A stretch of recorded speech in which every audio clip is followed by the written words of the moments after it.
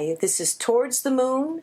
I'm Christina Engelhardt, your astrologer, tarot reader, metaphysician, occultist, and psychic. So what I'm trying to accomplish is to talk about all the metaphysical arts in an educational form, in an informative way, give readings, give projections of the future, also talk about the past. So in this segment, we're going to be talking about the moon, because it is very important. The moon is the first thing we see in our evening sky, rising and setting in the early mornings. The moon goes from new to full. It waxes, it wanes, and it is so very important. It rules the tides, the oceans, it rules the feminine body, it rules pretty much the corporal body, the emotional body, and the spiritual body. So we really look up to the moon. And of course, the moon is a reflection as we see it from new to full through the sun. So in this segment, I want to talk about the moon traveling through all the signs and the moon traveling through all the houses.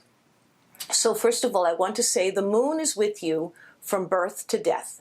And it really is the significator of that, because the moon for a female is with us in our birth moments, and the moon also because it is where our subconscious lies. It is where we dream, where we are materialistic, and where we're also spiritual and intuitive. So all of that is under the great forecasting and sensitivity of the moon.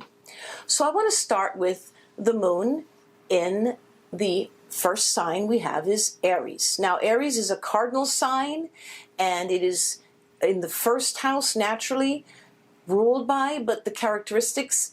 But when we start with the moon in Aries, who rules Aries? Mars. So now we have a moon with the flavor of Mars. So we know Mars is anger and ambition, compulsive, also passionate. So those who have the moon in Aries are very dynamic, ambitious, on the subconscious level, kind of people who go after their dreams. They are doers. So if you have your moon in Aries, the innate part of your personality has to accomplish things, has to be first sometimes, has to be a gladiator in your subconscious and your emotions. Now, if you have the moon, and that's just with Aries, but let's say it's in another sign, but it's in the first house. So the first house is the first house. I like to call the first house the self, the front door, how you see yourself. So if the moon is in your first position of self, that's what the first house is, also known as the rising, also known as the ascendant, that you will have aspects, because the moon reflects, that your need to know how you project yourself. So the moon in whatever sign in the first house usually is an indicator that you need to go out into the world and accomplish. It has how you greet the world and how the world greets you. Now the next is we have the moon in Taurus. Taurus is now where the moon is exalted, which is probably in its best sign. And Taurus is also, well, who rules Taurus? Venus. So now we have a moon that is flavored with Venusian energy. So this is a very loving, a very exalting, and yes, I don't want to even necessarily say materialistic, but usually a strong moon in Taurus combination as it is exalted is someone who wants to achieve riches and wealth, has a good taste, has an emotional sense of values, and because Venus also rules art and beauty, there will be the moon will have a feeling of searching out artistic endeavors. So if your moon is in Taurus, lucky you, because yes, it is exalted. It's a great place. So your strength of your moon will have a very loving quality because of the Venus, and that's very helpful in your own endeavors of your feminine nature or your masculine. It goes either way. Now, if your moon is in the second house is the house of monies, value, what you put a value in, and it doesn't always have to be monetarily. It could be your work, your job, but the things you value. So when the moon is in whatever sign, in the house, second house, you will be someone who you will be paying attention to your finances quite seriously. Now, however, the moon fluctuates. The moon goes from new to quarter to full. It waxes and wanes. So often when I see the moon in the second house, I know that your monetary system will have ups and downs, waxing and waning, and that if you have it in a good sign, well aspect, I would say save, invest, put your monies, your values into good investments, solid investments, maybe even emotional investments like land or property, since Taurus is an earth sign, and since the natural inclination of the second house is of value, which is a grounding energy. So now let's move on to the third sign, Gemini. What is it like to have your moon in Gemini? So Geminis naturally are communicators, talkers. They rule the thinking process and the early studies of one's life. So if you have your moon in Gemini, you are going to be an average reader, an average writer. Information, you can never get enough. Yes, we know that the ruler of Gemini is Mercury. So here we have Mercury rules the mind. We have an intelligent moon. That's why your need for information is so great. And usually I find people who have moon in Gemini, they might even like to be journalists. They just catch the moment, record it in their own way, and bring it forth. Now, we also know that Gemini has its own yin and yang nature to itself. It is the twin souls, so it has its own masculine and feminine. It is a neutral sign. It is neither masculine nor feminine, but because it is neutral, it combines the both. So if you have your moon in Gemini, you're probably very bright, intelligent. Now, if it's well aspect, you will definitely reach out into communications, and the aspecting of being really able to say what your desires are in your life is very important. Now, if the moon is in the third house, the natural position of Gemini, but it's in any other sign, but just naturally the moon in the third house, well, we know the third house is the house of brothers and sisters, short journeys, communications, early education, pretty much all the way up to high school or throughout high school, early education and writing and the curiosity. It's a very curious house. We will know if the moon is traveling or in your birth, either traveling or at birth, in the third house, I would say start writing, start reading, start finding your curiosity, and take your education seriously, because well-placed moon in the third house is a curious person. And it could, remember, we're in the age of social media. It could be the social media where you do your correspondence, because that comes natural. So now we move to the moon, to the next sign, Cancer. Now Cancer is a cardinal sign. We have now the moon in its rulership, because the moon is ruled by the moon. So now, even though we had said it went through Mars, it went through Venus, and it went through Mercury, now the moon has come home. It's in its own sign, Cancer, rulership. And when the moon is in Cancer, and if you have such, the moon in Cancer is probably the most instinctual. The moon is at its best because in its own sign, its feeling aspect is the greatest. Now, if it is well aspected, your instincts are through the roof. You can pick up a conversation and just know the intentions behind it. Your aspect and your relationship with your mother will play a very important role. You being a mother, and you could be a male or female, your relationship with your mother, your relationship with mothering people, which is called the great nurturer. So I like to say, if your moon is in Cancer, you are a wonderful nurturer. And let's talk about the moon now being in the fourth house. In whatever sign, but being in the fourth house, which is Cancerian energy, we know that you will, on the emotional aspect, having it in the fourth house, you will be someone, again, we're talking about motherhood, your own mother. You can tell from a reading the relationship of your own mother, or what kind of mothering you will do. Also, it is the fourth house is the nadir house. The nadir house is the bottom of the sign where we have the closest contact, because the fourth house also rules the soul. So the fourth house is very important because we call that the midnight side.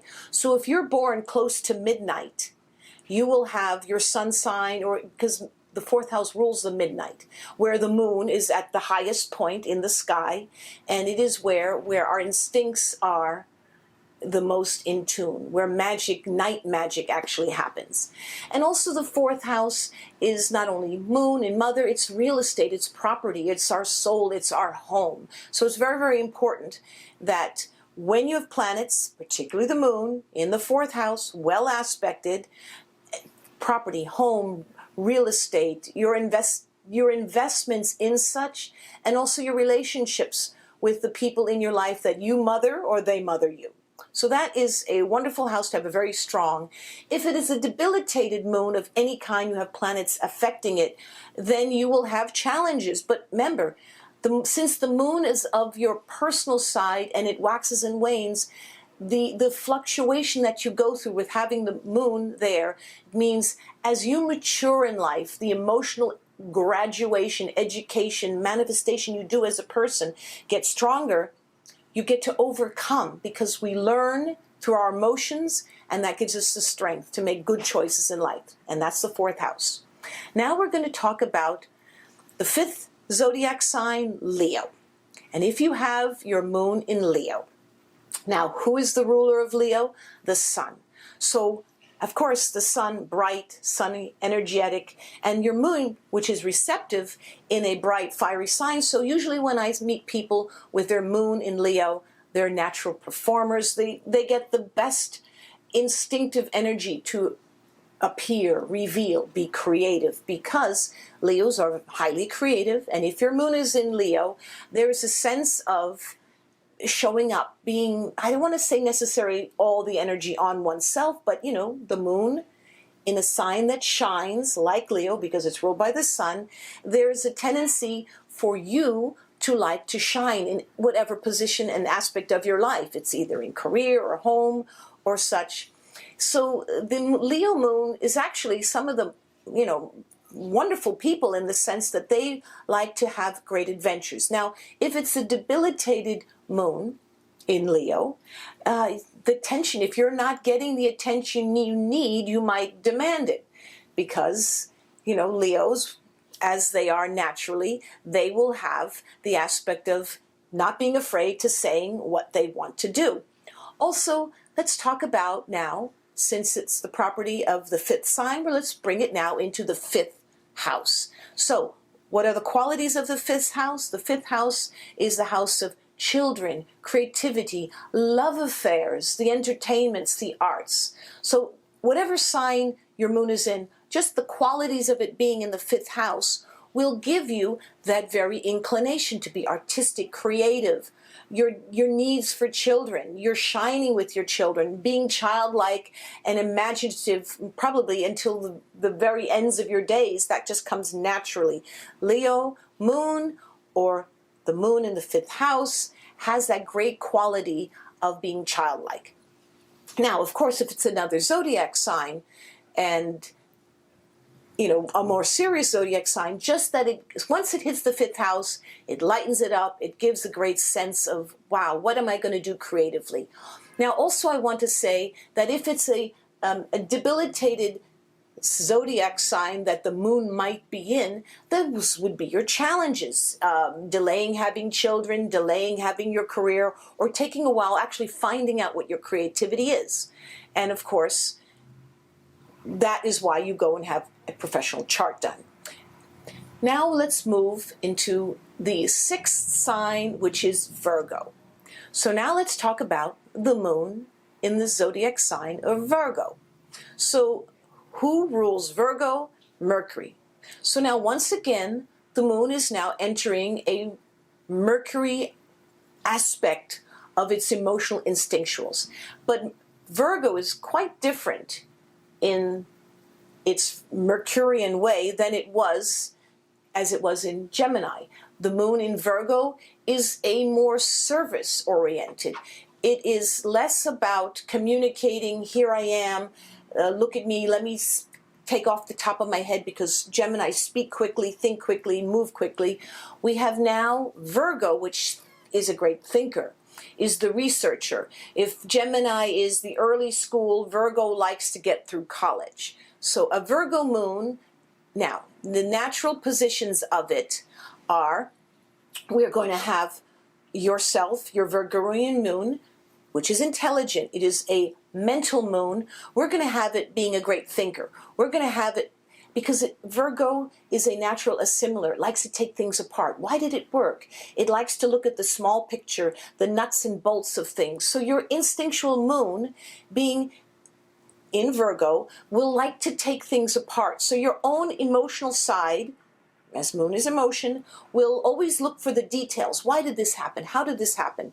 What are the qualities, the simulation?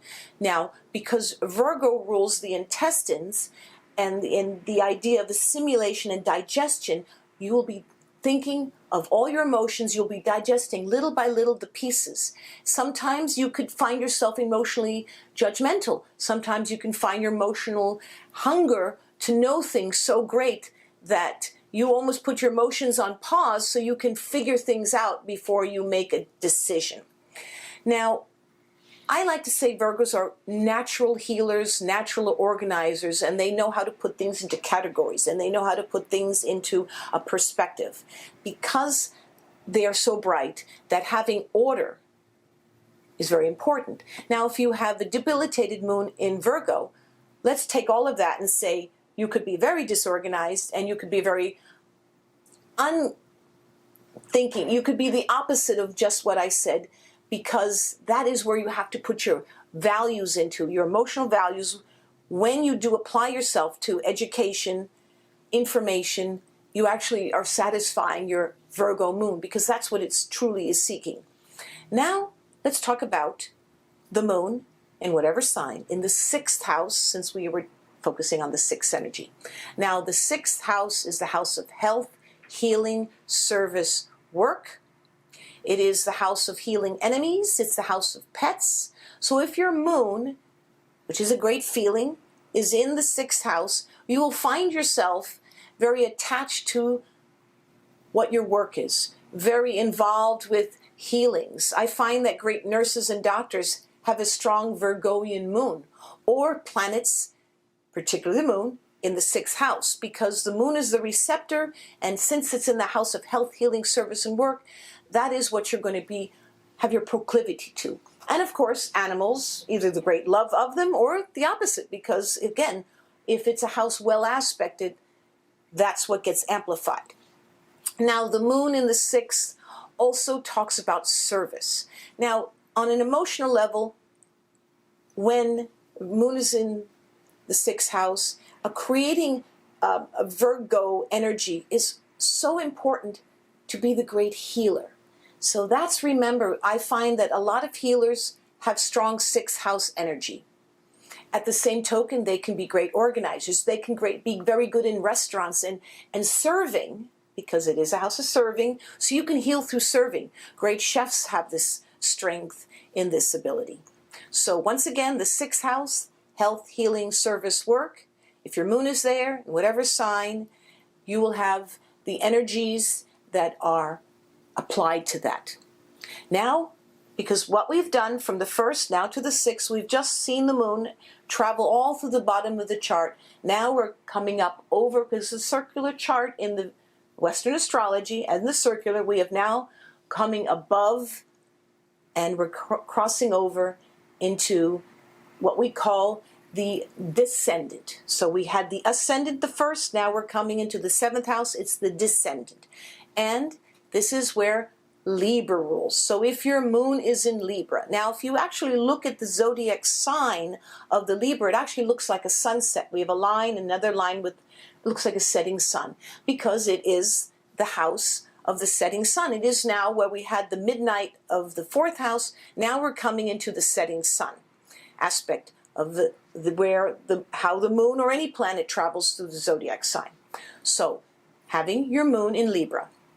So the moon in Libra, what is it ruled by? Venus. So here again, we have the moon traveling through another Venus sign, but it is very different from when it was in Taurus. Now we have the Venus going through an air sign. Where it was an Earth before, now we have a Venus air sign, which gives it an intellectual, it's stimulated by progress and growth, by more communications, where Taurus was bounding the grounding of the earth and materialism and home, we have now the Venus of communications. So usually when I see people with their moon in Libra, they are very attracted to relationships, finding their mate, being the one that people count on, being the one who counts on others. That's very important because the moon in Libra is actually well aspected. And once again, it has a Venus flavor.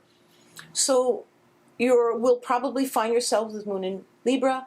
Who are you in a relationship? How do you relate with others? Because it is the great relator, and it is in the descendant, comes naturally from it. So it is actually, that's why it's seen as a setting sun or rising sun. It is when the two planes are changing. And in this case, we have the moon now rising above the meridian, and in the 7th house, we're going to talk about whatever moon sign it is, but just the idea of having the moon in the 7th house. So what are the qualities of the 7th house? The 7th house is a house of relationships, not just in marriage. It could be in business partnerships. It could be alliances. It is how you align yourself with others. It is where the emotions are now transitioning up. And in that rising or setting, because here we are, that is what the descendant house means. It is in one aspect it is rising, in the other side you cross over, it is in setting. So having this house of partnership, marriage, alliance with others, it is also law and in-laws, because we have to relate to, when we marry someone, we also have to relate to their family. So it becomes a greater connection. So I find that people who have their moon in the 7th house, they are greatly interested. Who am I having a relationship? What kind of relationship am I having? Will I marry? Who is my partners? And I say, if you have a strong moon in the 7th house, who your relationships are and how you are emotionally attached to them.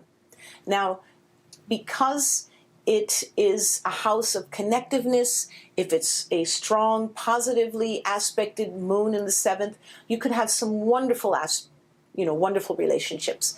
If it is a challenged moon of your natal chart, you could have some challenges, but that is where the growth will happen. Where we have planets, that is the growth. And it's like homework of life. And your homework will be emotionally, positively, whatever it is, passing through the 7th house, and your relationships will be very important to them. So now, as we continue moving up, we are now going into Scorpio, the 8th house, and of course now let's talk about the moon in Scorpio. Now here we have where we call the moon is in its fall. Now why is that? Now first of all, who is the ruler of Scorpio? It is ruled by Mars, and it also recently got nominated, and I say recently, in decades, by Pluto. So here we have a constellation for the moon to be with Scorpio, has Mars and Pluto. Mars is, here we have again, we talked about Mars earlier with Aries. Now we're coming across the moon going through a Martian energy, but it is very different from Aries. Where Aries are going out into the foreground, running and charging, we have now the moon in Scorpio. Now here's where still waters run deep, because there will be great profound energies, the great reflective, almost like a lagoon where you can't quite see, but Scorpio as the Scorpion energy. Now let me explain. The Scorpion energy, that it's Mars, makes you go drive towards, as a Scorpion, out of the water and towards the flame and the light of life. But it is the Pluto nature that almost destroys anything that is fake or false, because I always find that people with moon in Scorpio, finding the truth, and if it's negatively affected, figuring out what the truth is very, very important. Because when the Scorpio moon, when it gets too close to that fire, it must become the phoenix. It is the only sign that must transform and transcend. So if you have a moon in Scorpio, you need to realize that your own emotions will be transforming, transmuting into your emotional contact. Now, a lot of people say when the moon is in Scorpio, be careful, do not piss the person off with moon in Scorpio, because once again, the Mars-Pluto combination is they sting you back. And what we want to do is remember that the Scorpio can also become the eagle. It can rise from the ashes like a phoenix to become its higher self. So people with moon in Scorpio, yes, you can be in the watery aspects of your depth, very emotional, very instinctual, very psychic, but you have to also remember to rise to your highest self, where you can be highly intuitive, highly perceptive, and the great vindicators of negative energy, the great seekers of truth. And sometimes, as I said, because it can be a sign of vindication, be wary of jealousy. Moon in Scorpio can be, jealous. Now, if it's negatively aspect your moon in Scorpio, boy, you'll just kick that up a notch. Your jealousy and all the fears of the Scorpio nature will kick up a notch. If it is very well aspected, well, then all these phoenix, all the higher qualities, all your own spiritual qualities will come into the foreground and will come to your rescue, because the moon will rescue you always emotionally. Now let's talk about the moon being in the 8th house. What is the 8th house? The 8th house is the house of sex, death, transformation, other people's money. So it's a mystic house, and that's why Scorpio energy often is confused because of what the 8th house is. The 8th house is where now if we don't let go of the things that we were not learning from, we were not letting go, the 8th house, then will take your moon and push it to new boundaries. Now, often I find people with the moon in the 8th house are very, very intuitive, because if they stay in the higher aspect of what the 8th house is, which is a mystic, which is transformation, you will find yourself a person, moon in the 8th house, as having to transcend your feelings. Now, depending on what sign it is, whatever constellation it's in, if it's an air sign or water sign or earth sign or fire sign, just that it's in the 8th house is the house where, now, because it's also with other people's money. You could be an investor, you could be a banker, you could be someone who's very involved in foundations, creative charities, just alone that you are involving yourself in other qualities. Now, also, yes, people say, well, what about being in that it's the house of death? Well, I'm going to say it is a place of transformation. And of course, death is the ultimate transforming, the ultimate transformer for sure. Now, let me explain why the 8th house got nominated as being this darker house. But dark, where we have progression.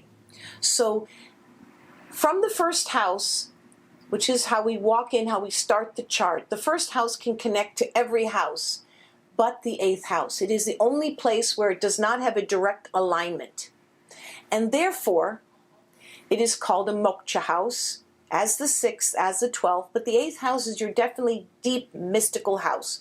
So therefore, I find people with moon in the 8th house have a fascination with the mystics. Now, if it's a well-aspected moon in the 8th, your curiosities, your indulgence on the esoterics, the mystical, doesn't have to be negative.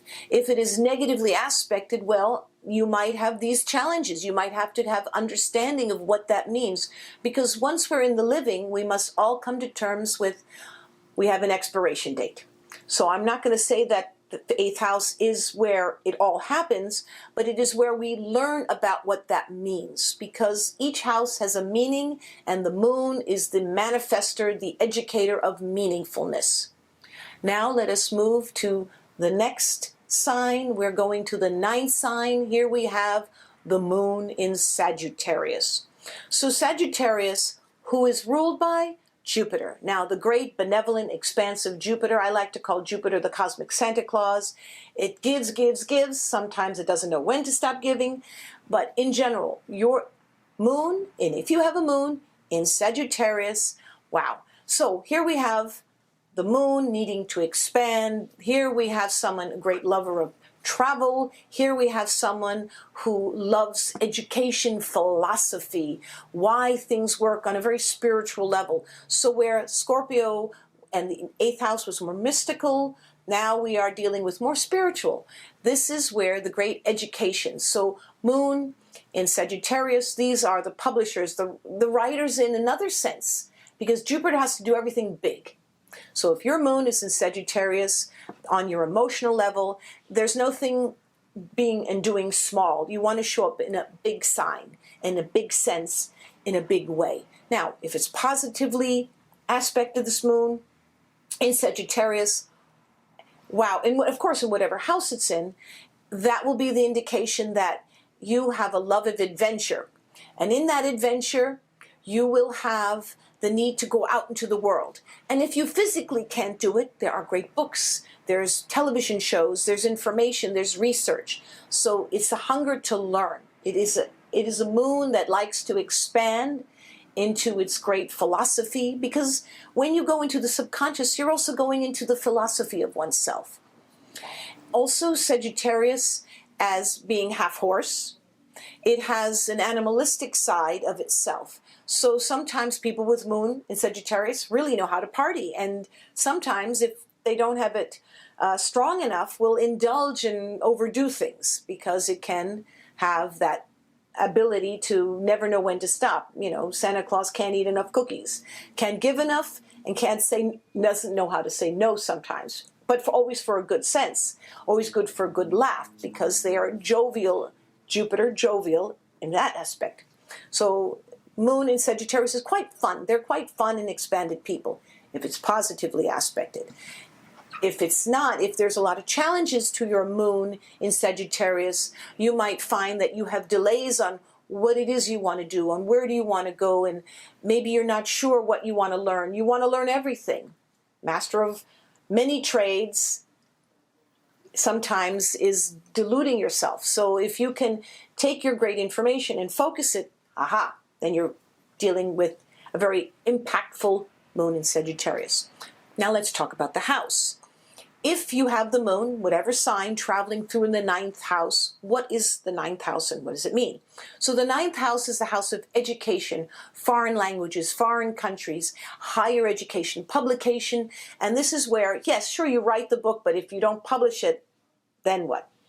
So if you have the moon in the 9th house, this is again a spiritual house, because it's a house that wants to grow and learn and know as much as possible. So moon in the 9th house is now coming towards the top, higher and higher. It is a spiritual house, so you will have an aspect of yourself that wants to know why. Why am I doing things? Why is the world round? Why is this, that? That curious nature is the moon in the 9th house. Now, it is also a house of learning, and there, of course, learning, higher education. So I think the moon in the 9th house will always have a great craving to understanding humanity. And in that great humanity, if we can uplift a little bit of our spiritual side, sometimes it could be great religion. I mean, some people say, well, I'm not spiritual, but I'm religious. Okay, that's part of it too. It could be your religious nature, because great priests, great mentors, great innovators have a strong 9th house. And if your moon is there, man, you're feeling it, really feeling it. So that is now the 9th house and what that means. So as we now are coming to the pinnacle, the top of the chart, the 10th house, the zodiac sign that is here is Capricorn. Now I'd like to say that now we're coming to the noon. When I said midnight was the 4th house, now we're coming to the noon, where I said the 1st house was the dawn and the sunset was the 7th. Here we're at the noon, the height of the day, the top of the chart. Now, the moon in Capricorn is very interesting. Here we have a detriment moon. Now you're saying, why is that? All right, first of all, let's explain who rules Capricorn. Saturn. Saturn is very serious. Saturn likes to get things done. Now, this is why it's a detriment, because the moon is feeling. The moon wants to feel its ups and downs and highs and lows, and Saturn is a taskmaster. So if you want to get things done, boy, having your moon in Capricorn is great, because you're a doer, and you want to accomplish. And it's very, very important that you arrive to your highest achievements. So that's all wonderful. But again, hopefully in the rest of your chart, your feeling aspects, you have something else that waters it down, that heightens your feelings, because moon in Capricorn is so responsible. Now, moon in Capricorn is great, make great parents. Moon in Capricorn makes you a great business owner, leader, It makes you a great teacher. There's many wonderful things the moon in Capricorn have, but sharing and showing your emotions, that's a little bit scary, because if you show your vulnerability, so a moon in Capricorn thinks, then people might not take you seriously, because what is Saturn? A very serious planet. And being taken seriously is very important for a moon in Capricorn. Now, aspects of the Capricorn I'd like to say now. Another thing, moon in Capricorn, if we look at the Capricorn creature, from the waist up, the Capricorn is a goat trying to get to the top of the mountain, very ambitious, but from the waist down, the Capricorn is a dolphin or a fish of some sort, which is pulling you down to the bottom of the sea. So here we have the moon in this kind of fluctuation. Do I want to achieve? Do I want love? Ooh, if I have the love, then I might not have the career. So it's a little bit of tug and pull. So we have to look at the rest of the chart to see what supports your emotions and what supports your business and career. So it's wonderful to have moon in Capricorn, but boy, you're going to be getting things done. And if you're a parent or a teacher, you're definitely going to have your kids in your classroom really paying attention to you, because the buck stops with you.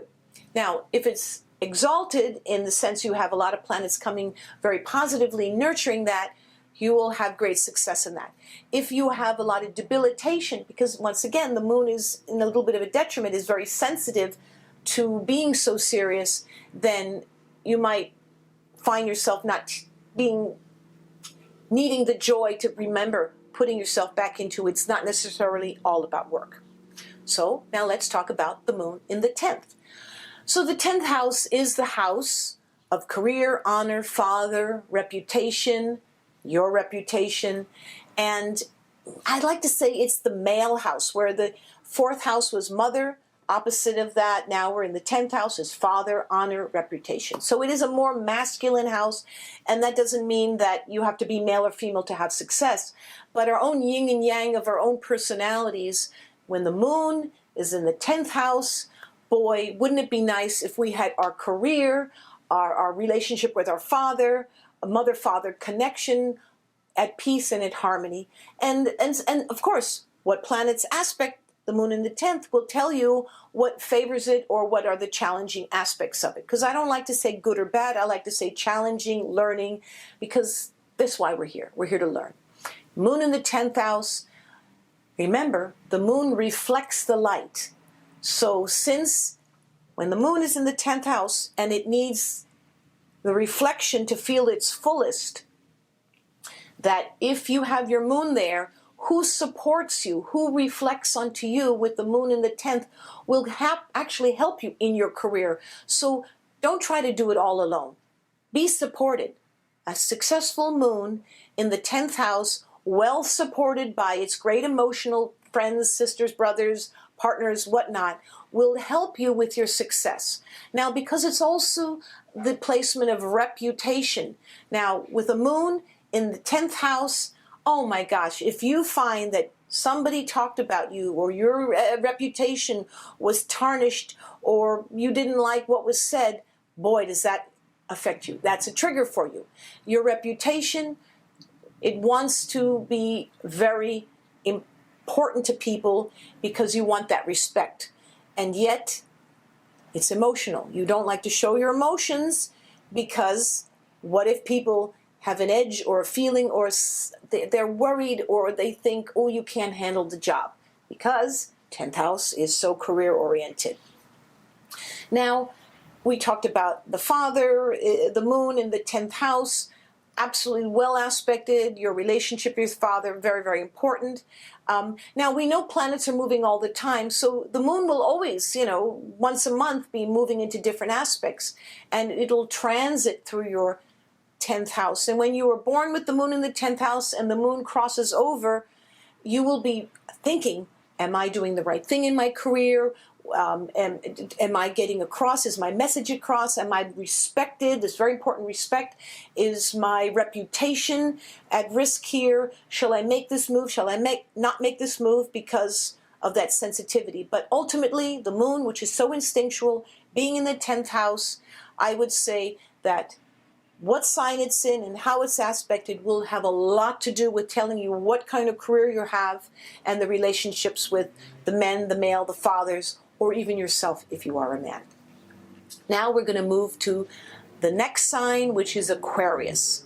So, if your moon is in Aquarius, now who is the ruler of Aquarius? Uranus. Now Uranus is bright and quick and electrical. It is independent. Oh my gosh, so independent, so clever that sometimes people can't.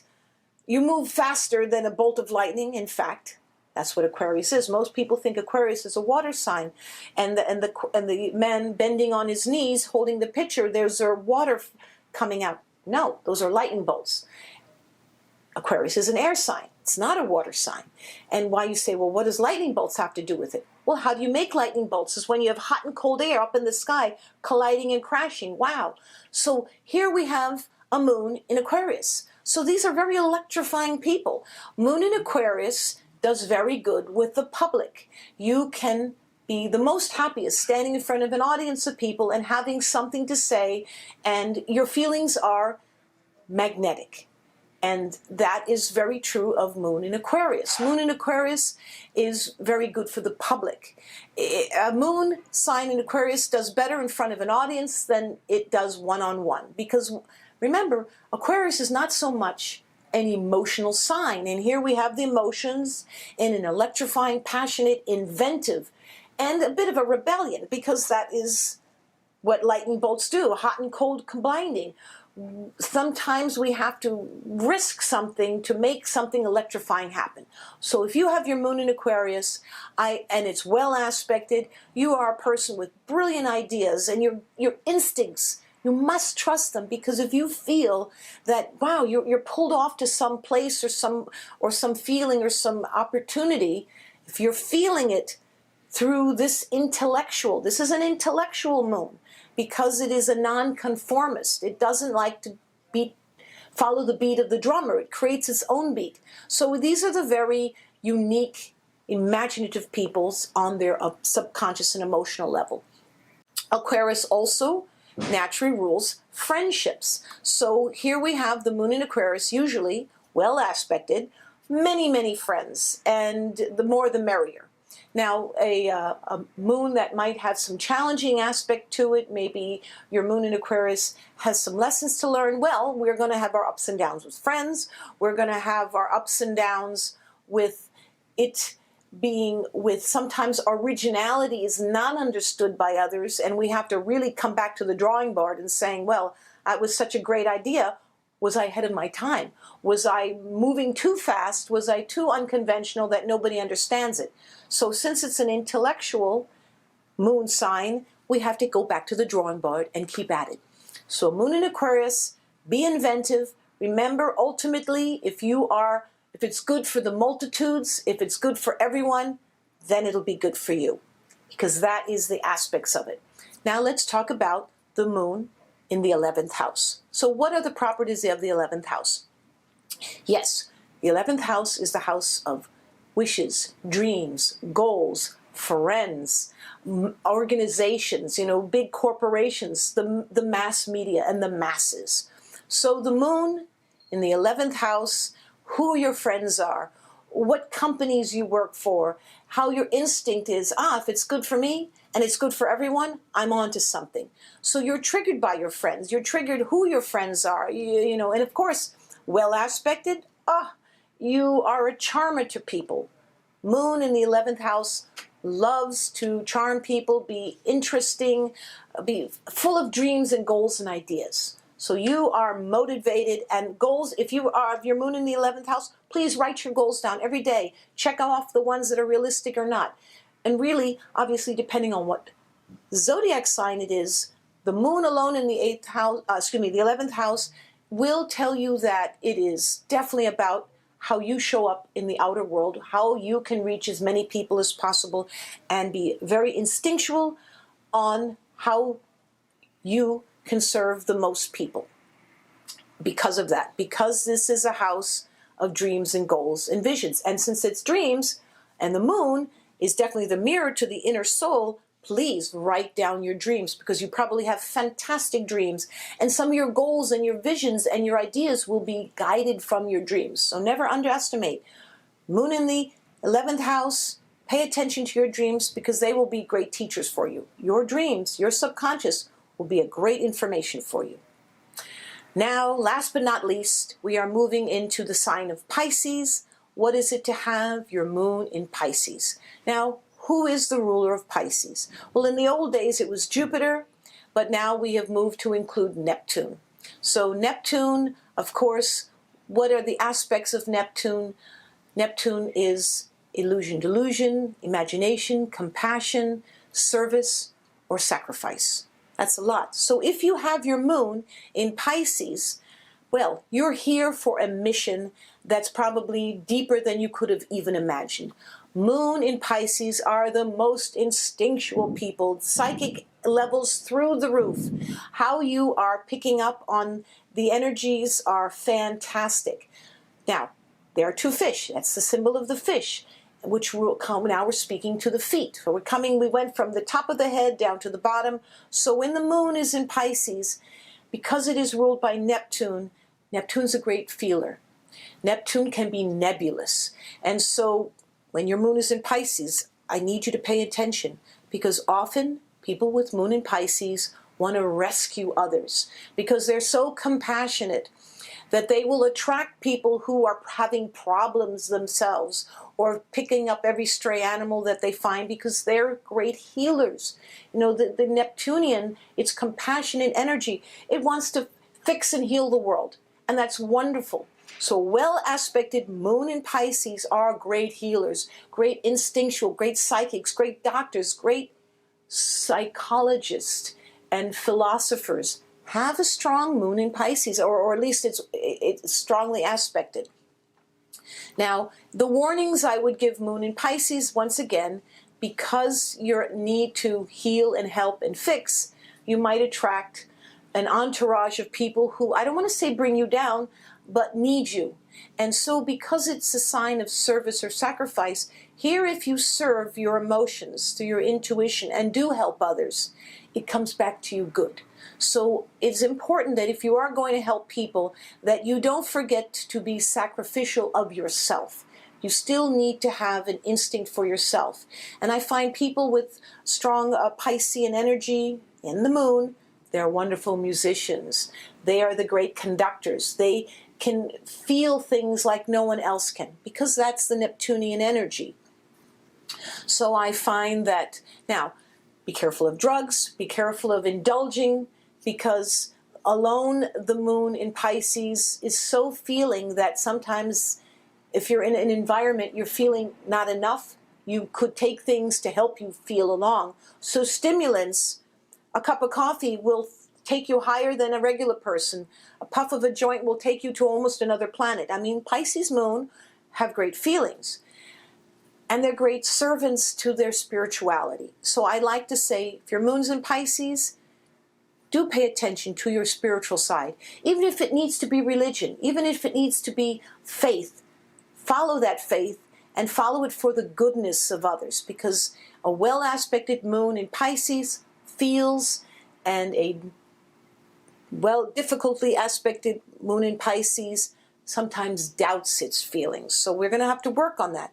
Your moon in Pisces needs to understand its own feelings first and foremost, so you can become the great healer, and as well as surgeon, as well as a doctor, as well as a teacher.